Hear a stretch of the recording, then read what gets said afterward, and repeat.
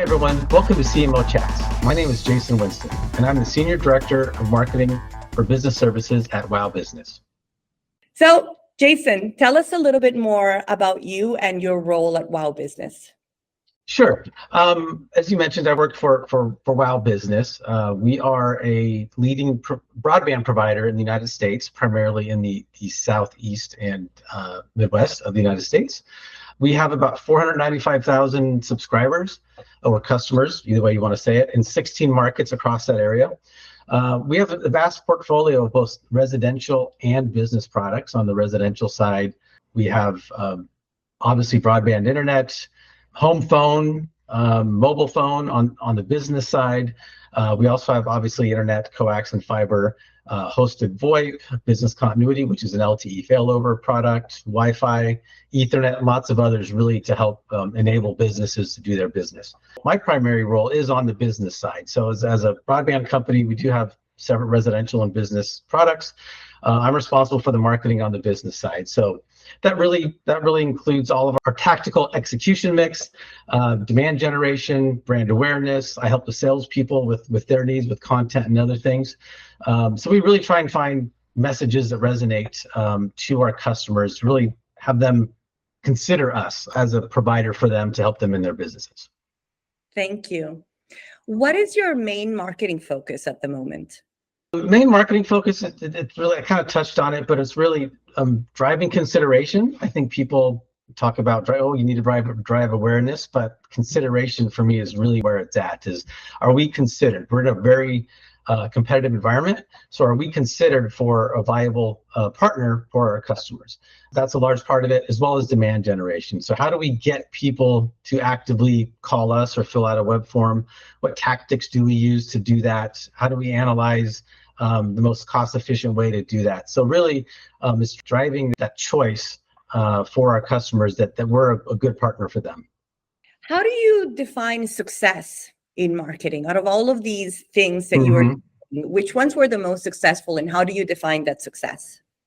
Yeah, so success really, I think you have to boil it down as a marketer to the revenue downstream, right? And there's lots that go into that. You can look at one campaign, oh, this looks like a success, but are we driving the right revenue? And are we helping people make that right decision? And you asked of what's successful. We have a program that we call our Local Advantage program. So again, we primarily sell to small and medium-sized businesses. They typically don't have a lot of money for marketing. They're trying to keep their businesses going. So we have a program where if they bundle internet and phone with us, or internet and our Wi-Fi product with us, we'll feature them in 1,000 TV spots in their local area. This is really appealing to small business customers because, again, they typically don't have the ability to do that. So we feature them, we give them a part of our commercials, and we talk about them and show pictures. And so suddenly the awareness for them grows. So it's a really great partnership to do with our customers, and they see the benefit right away from it. So that's just one, again, I talked about the monetary part, but then also just the partnership we have with our customers because we're able to do things like that. You mentioned also your sales team. So what is the relationship between marketing and sales? And out of all of the marketing initiatives that you've carried out, which one has your sales department been more grateful for or excited about? Yeah, I think it's the marketing and sales in large organizations have typically had a lot of friction in the relationship, right? And it can go both ways, where marketing can say, well, sales, you should do a better job of selling, and sales will tell marketing, well, you need to do a better job of marketing and have people know about us and call me. We're very different at WOW because I actually report into the sales organization. So I'm in a marketing role, I report into sales, and it's created just an incredible partnership where it takes away that friction. Where it's more of we're one team striving for the same goal. We can have real conversations knowing it's not adversarial. It's just how do we get better? So it's really a kind of a breath of fresh air, having that opportunity, and I get salespeople on the ground that they'll call me or email me with something they need or an idea, which is great. It keeps that communication going and makes us all better. And for them, anything that helps, they deem anything successful that we're driving people to them, right? So have we created a program that drives more phone calls? Have we created a program that our prospects in the market can talk about? They already know about us with our field salespeople. So just anything that can give them a little heads up versus our competition has been successful for us. That's great. And it's great that you have that relationship with your sales team. It's incredibly rare. We talk with marketers all the time, and obviously with salespeople as well. And that connection is unfortunately very, very rare. There's often a divide between the two departments, which should never be the case because they work always together and for each other. Exactly. What would you say are the biggest challenges that marketers face today? I think, especially for us, I'll use WOW as an example, is just the incredible competition that's out there now.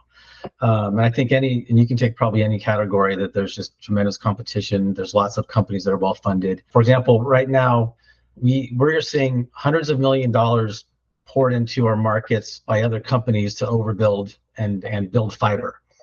So when a few years ago, maybe we had one or two companies that were our competition, now we have many more than that. So how do we differentiate with that extra competition and try and have people choose us?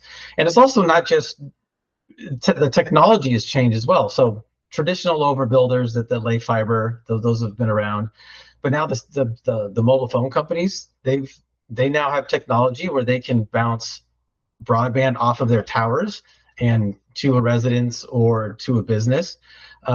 Even though it's an inferior product, it's not as reliable, not as fast as your traditional broadband. But they are gaining customers. They are putting a lot of money behind it. They're gaining customers. As much as we want to say it's an inferior product, it's the new thing, and people are buying it. So I think the challenge really for, again, us in that situation, or any marketer that has lots of competition, is how do you break out to be different than the competition? So that's something it's a challenge for us every day. How do you set yourself apart from the competition? Yeah, for us, we rely on reliability of our products, but other companies can do that too. We really try and we talk about the WOW difference and why we're different than the bigger guys. And we have a couple really big competitors that can outspend us, that have more resources, but they're big companies and can be cold. We want the relationships in the markets with our customers. We don't want them to feel like, hey, great, sign here, someone will contact you and I'll never talk to you again. We continue to have relationships with our customers. And I even recently was in one of our markets. We were in a sales meeting, and one of the sales managers took a call and jumped out. And he came back in, he said, sorry, I had a customer call that had some questions. And so typically customers don't call the salesperson, but we maintain those relationships, and we think that really drives a difference for us. I agree. And I always say people buy from people, and that relationship with your counterpart is always fundamental. Right. So you mentioned smaller businesses. What is your ideal client profile at WOW, or yours specifically? Yeah. So kind of your typical small to medium-sized business, but for us, it could be a sole proprietor that needs internet and a phone line. Great. It could be a larger company that has 20 employees, and every company needs broadband and phone, fortunately. We talk about, we want to sell to medical companies, or we want to sell to bars and restaurants. But for us, any customer, anyone that needs broadband, we want to talk to, because we'll be able to provide that to them and help them with their business. Do you host events, smaller? Do you participate in conferences? What are you doing in that area at WOW? Yeah, actually, I just talked about primarily small and medium-sized businesses, but we have a wholesale group also that we will sell to other carriers that may not have the network where they need it. And we actually twice a year we go to a couple shows. This year coming up, actually in October, we're preparing for in Denver, where we are able to sit down with those larger providers and have those conversations and talk about how we're changing our network, updating our network, expanding the network. We do it very specifically based on the need, and then the wholesale group for us is really where we do a lot of that. What would you believe is the biggest opportunity for CMOs or marketers today that might not have been available in the past? We hear a lot about it now. We hear about generative AI and chat GPT, but I think that is going to change how we market, and it's an opportunity now. For example, I'll give you an example how I use chat GPT. If I needed a piece of sales content, typically I'd have to hire a writer, I'd have to send background information, we have to have conversations.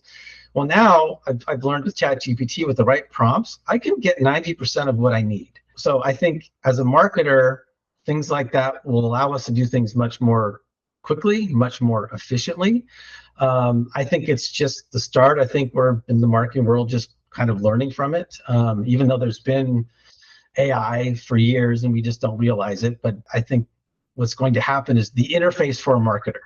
So in the past, where if I needed some data, I would have to talk to one of our analysts and they'd have to do some code and some software no one else knows to get it. I think the interface is going to be much like ChatGPT, where I'll just be able to ask a question and I'll get what I need instantly. So I think it'll be much more, we'll get much more data much quicker to allow us to make better decisions. So I think that's just starting. All right, thank you. I have one last question, and it's my favorite question. How would you define the role of a CMO in one word, and why? It's funny because I went talking about AI and I went into ChatGPT and I asked that question. I'm just curious what it would come up with. And the one word that came back was growth. And I think that's perfect, because I think you can have other adjectives. You might say visionary, strategist, brand builder, but all those other adjectives lead up to growth. If a CMO, any marketing leader, if you're not driving revenue for the company, then you need to rethink what you're doing. And my philosophy has always been, if I'm looking at a program or spending money, will this program or this tactic, will it help my salespeople sell more? And if the answer is yes, great, let's do it. If it's no, okay, let me rethink about it. So I think now more than ever, it's less about brand building. No one cares if you have a great brand and no one's buying from you. It's more of the are we driving growth and driving revenue on the back end?